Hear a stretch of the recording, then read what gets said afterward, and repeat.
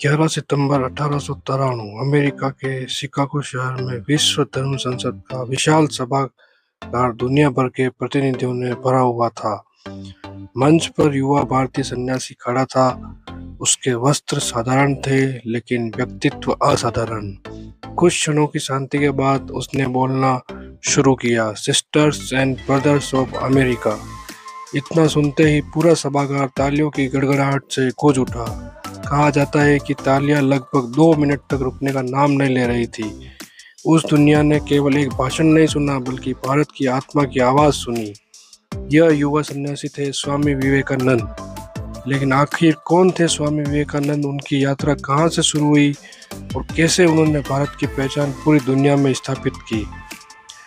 12 जनवरी 1863 कोलकाता में एक बालक का जन्म हुआ। उसका नाम रखा गया नरेंद्र नाथ दत्त। पिता विश्वनाथ दत्त प्रसिद्ध वकील थे और माता भुवनेश्वरी देवी धार्मिक एक संस्कारी थी।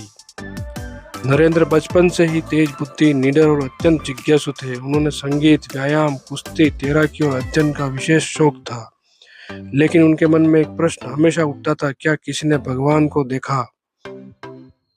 1881 में नरेंद्र की मुलाकात दक्षिणेश्वर काली मंदिर के संत श्री रामकृष्ण परमहंस से हुई।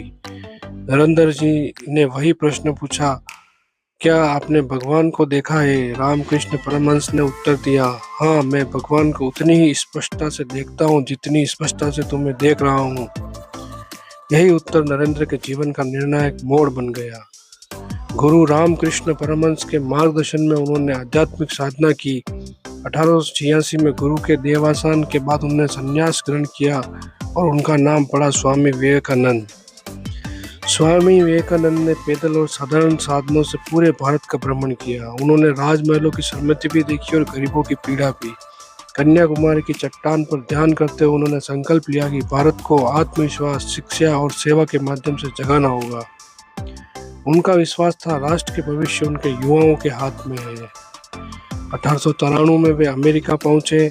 शुरुआत आसान नहीं थी। उनके पास सीमित धन था और सम्मेलन में भाग लेने के लिए कई कठिनाइयों का सामना करना पड़ा। लेकिन जब उन्हें बोलने का अवसर मिला तो उन्होंने अपने पहले शब्दों से ही सभी का दिल जीत लिया, sisters and brothers of America.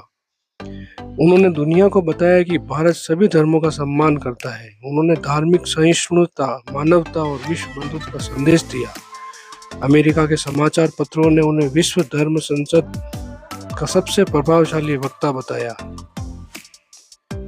Chicago भाषण के बाद स्वामी विवेकानंद ने अमेरिका और यूरोप में अनेक व्याख्यान दिए। उन्होंने वेदांत और योग को पश्चिमी देशों में लोकप्रिय बनाया।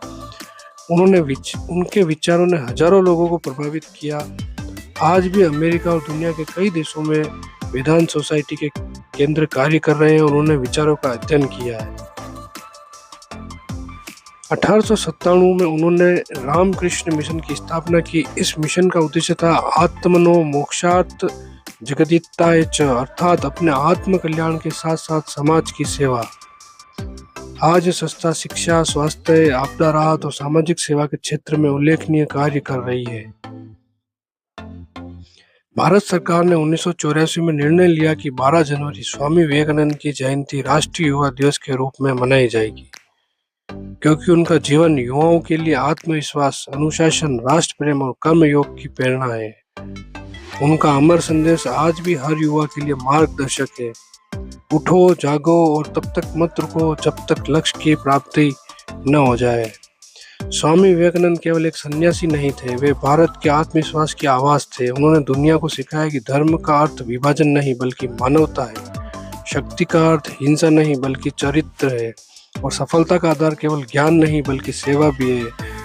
आज 100 वर्षों से अधिक वर्षों के बाद भी उनके विचार उतने ही प्रासंगिक है जितने 1893 में थे। यदि भारत का प्रत्येक युवा उनके आदर्शों को अपने जीवन में अपनाए तो एक सशक्त, शिक्षित और आत्मनिर्भर भारत का निर्माण संभव है। जय हिंद दोस्तों। वीडियो पसंद आया हो तो वीडियो को लाइक करें, सब्सक्राइब करें और तैयार रहें नेक्स्ट वीडियो के लिए। धन्यवाद दोस्तों।